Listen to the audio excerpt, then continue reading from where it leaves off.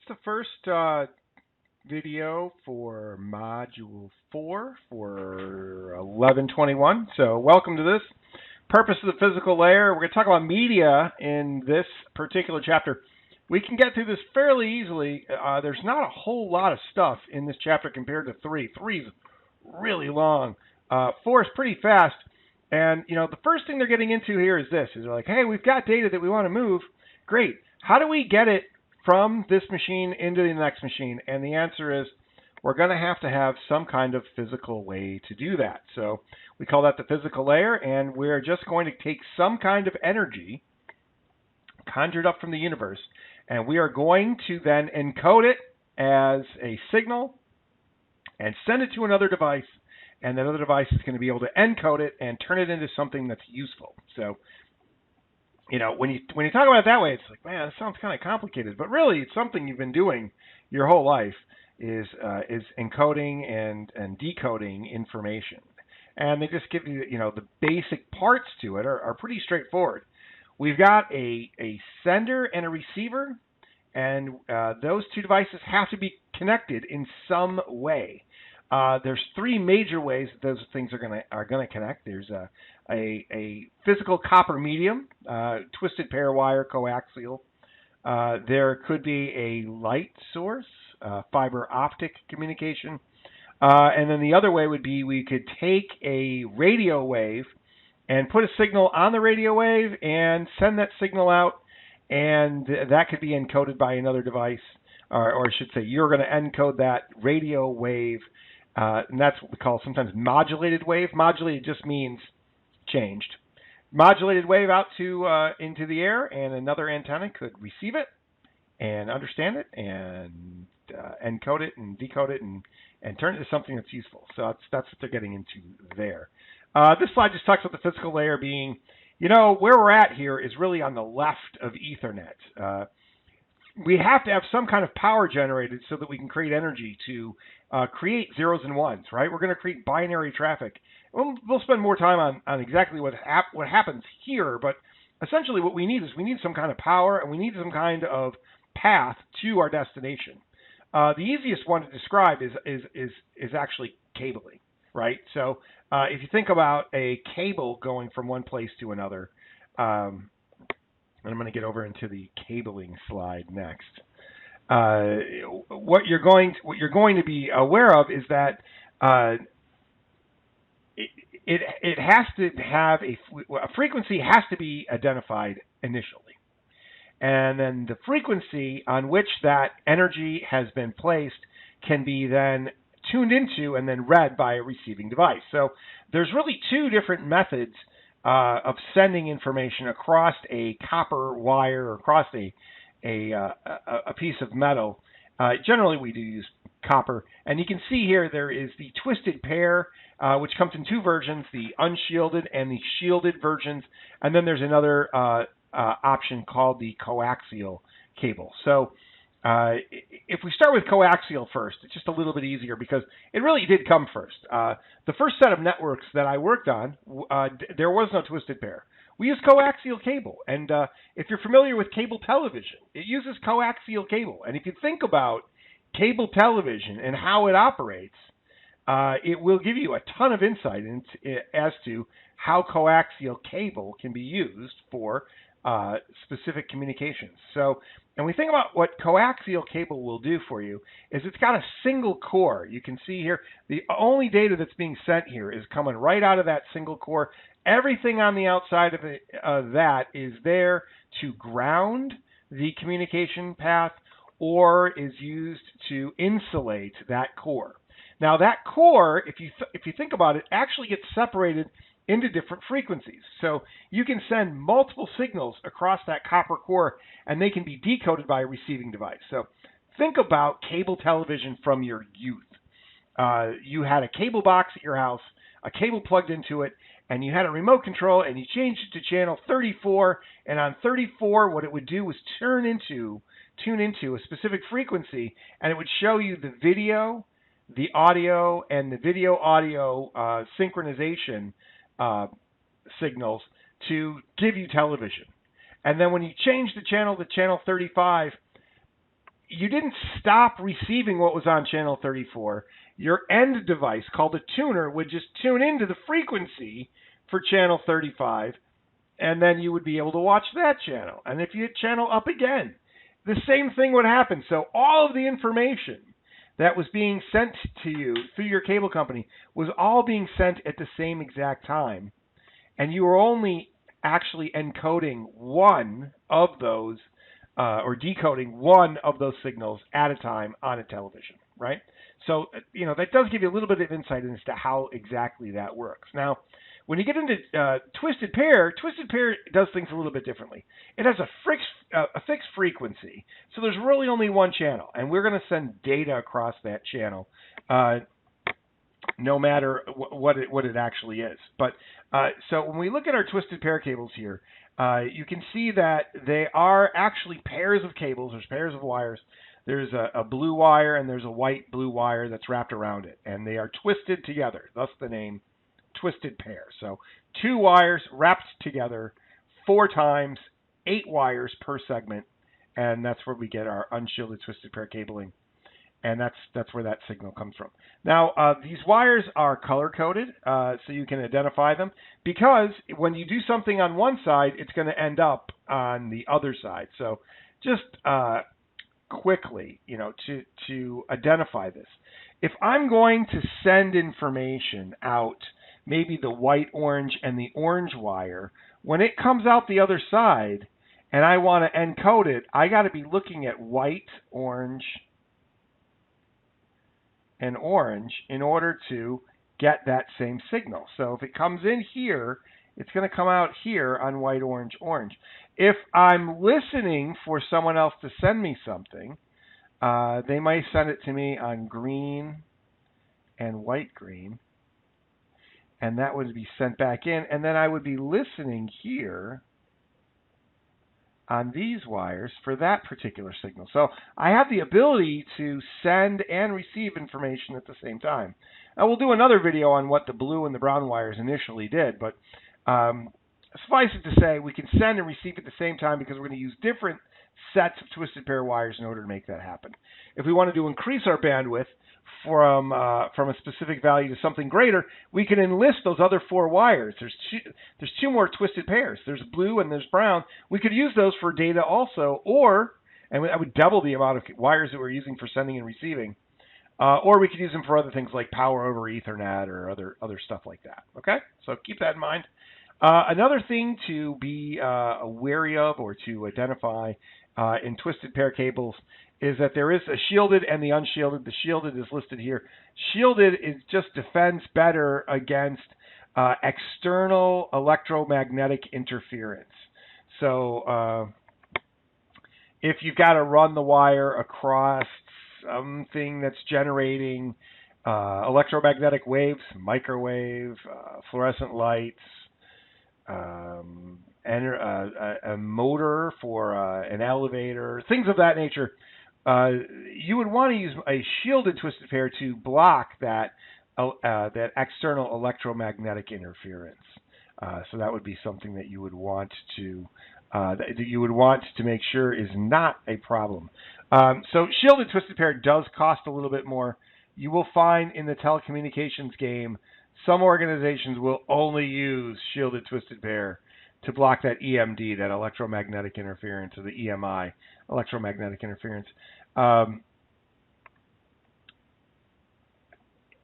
In most cases, though, when you're wiring things, you're going to end up over here on the unshielded Twisted Pair, and it is what is called a riser grade of cable, and that's what you'd end up with using in most cases. In telecommunications towers, shielded. I'm wiring a camera system in a warehouse, unshielded. Okay, so keep those two things in mind. The other types, and this is just getting into more shielded or Twisted Pair information and coaxial, and a little bit more here, is these types or categories of Twisted Pair wiring are based on the amount of twists that are actually in the wires per inch. So a Category 3 cable would have fewer twists than a Category 5 or 5E, and a Category 6 would actually have even more twists in the twisted pairs. And what they found was that the more twists that there are, the less internal electromagnetic interference inside of the cable jacket, and therefore the cleaner the signal and the better the signal, and that is why a Cat6 cable has a higher bandwidth or can actually support more data at the same time than a Cat5 cable can, is the number of twists reducing that internal electromagnetic interference, also sometimes known as crosstalk in the lab. So keep that in mind as far as that goes. The end jacks, the end positions for twisted pair cable, whether it be shielded or unshielded, ends up in something called an RJ45. RJ45 is a standard data connector. RJ stands for registered jack. Registered jack 45 has to do with the size. There's also RJ48s. There's RJ11s. RJ11s are obviously smaller than RJ45s. RJ48s are oddly enough the same size, but don't tell anybody. They should be a little bit bigger. These types of connectors are used to terminate the wires into pins so that you can plug another wire in and pass the data through that. We sometimes call it a passive hub or a termination point, where you can then pass it along to another wire someplace else. So it's just showing here, if you were going to buy a data cable, that data cable would end up possibly with a jack that looks like this on it. If you were going to terminate a wire inside of a wall and use it as a location for a data jack, you would use an RJ45 socket and you would plug it in, and you can see the way you punch down the wires, and we can't do this in class right now, but maybe one day when we come back, you will be able to identify, oh, hey, look, there's an orange top right here, and there's actually a sticker on the side of this socket, and that sticker says EIA TIA 568A, 468A, 468B. Sorry, 568A or 568B, and those are the two standards you can use to punch down your wires so that they match the other side. In most cases, you're going to use the 568B standard. So follow the stickers for B if you end up getting into any kind of cabling business. I was in IT for a very long time. I somehow got the opportunity to start doing cabling, and I did cabling professionally also, and it was a nice change. You'd make the same amount of money, which was kind of weird. So, hey, I'm doing this brainless operation of carrying, stringing wires around a warehouse and punching them down, and really using my brain not at all. Same hourly rate as using my brain to set up a domain or build a firewall or whatever. So I was happy to do both. It's kind of nice to, it's kind of like a vacation. I'm on vacation from my grunt work to IT, and then a vacation from my IT work into grunt work every once in a while. It worked out pretty good.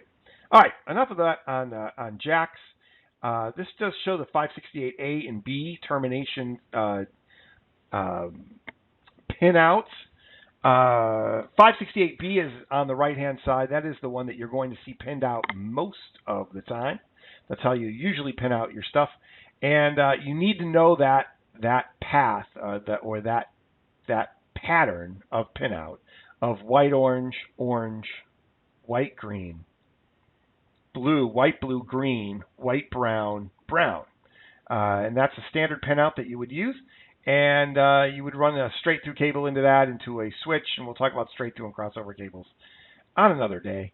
But that's essentially how that would go down. And we'll do a whole thing on straight-through crossovers when we do layer 2. So don't worry about that right now. I know it's listed on this slide, but please don't.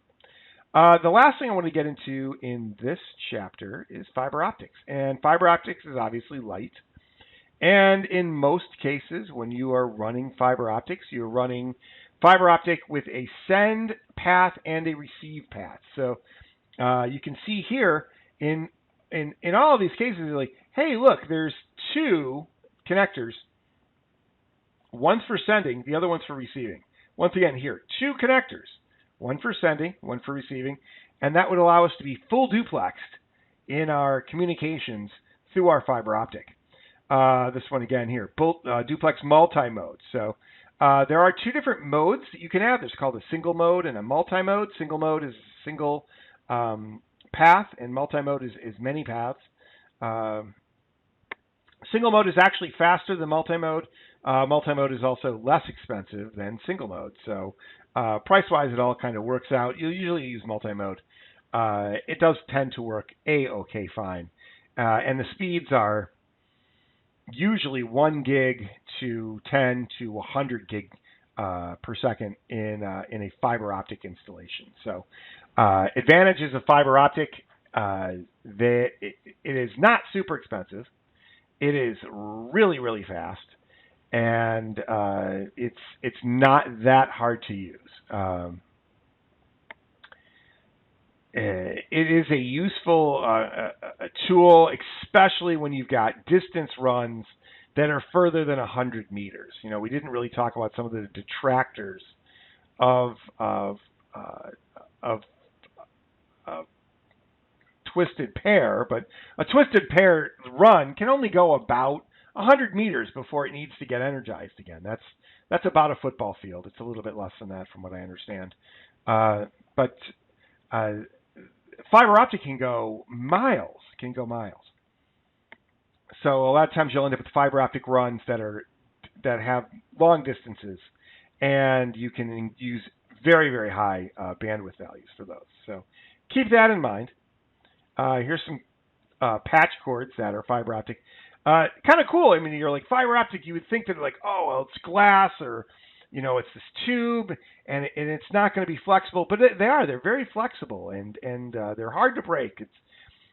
They're much more resilient. When I started working with fiber optic, I thought it was going to be far less resilient of a product than what it actually is. They're actually really pretty. Once you've used them a couple times, they're really pretty easy to use. Do not try to glue the ends on. Just buy them pre-made. It'll make your life a whole lot easier if you end up getting in a situation where you have to do fiber optic cable. Just buy them with the ends, with the machine factory ends on them, and just make sure you buy them long enough. Just never go short. Always go a little longer. They don't cost that much. This is just a nice slide on fiber versus copper. As far as this chapter goes, things that you're going to want to remember are, anything on this chart, and any acronym. Make sure that you know that they are RJ45, Cat6, Cat5e, EIA, TIA, 568A, 568B. What are the differences? Really, any acronym that you heard in this chapter, you're going to want to be aware of, and you're going to be able to want to identify them per which technology they're associated with. The last piece in this chapter is wireless, and in wireless, there's only a couple things I wanted to get into. Number one, we're all familiar with wireless LANs, and wireless LANs are used with Wi-Fi, which is local area networks. There's Bluetooth, which is a personal area network, where usually Bluetooth has found its space really with audio more than anything else. I use Bluetooth all the time on my phone to connect to my car so I can listen to something other than the radio. Bluetooth between a phone and a printer, so you can print something off your phone. Bluetooth, so personal area network, it's a little bit of a different technology than what Wi-Fi is. They use the same exact frequency space because that's the unlicensed space that's available. We'll get into that in 1122. We do a whole thing on wireless. And then there's some other wireless technologies. Satellite didn't get a bullet point, but that's one. WiMAX. WiMAX is the 4G solution for cell phones to use data. And then there's some other ones like Zigbee. Zigbee was something that used to be used for Internet of Things. It's really hardly ever used anymore. I don't know how it made its way into this slideshow presentation. But in order for a device to be a wireless device, it's going to be exactly the same as wired, except for the intermediary device for wireless is an access point not a switch, but it basically acts as a switching type of solution. And the devices that are wireless need to have network adapter cards that can read the frame headers that are associated with that wireless technology. So instead of using regular Ethernet frame headers, you're going to use some kind of wireless Ethernet frame header, which is going to include more fields. So because you need more stuff, right? So in a wireless environment, one of the things that you need to be aware of is what channel are you going to connect on? There's multiple channels so that you can have frequencies that overlap with each other, and you can have connections that don't overlap with each other. So that's one thing. There are signal strength values, so that if you need to roam from one access point to another, that value needs to be there. There is an authentication component where you can put in a pre-shared key and connect to that wireless system. So there's a security component as well. All that stuff needs to be added into the frame header so that you can use it in a wireless fashion. So just keep that in mind, and that's really what they're getting into here. Not much more I wanted to get into in this particular chapter. So those are the those are the different types of media for that are in Module 4.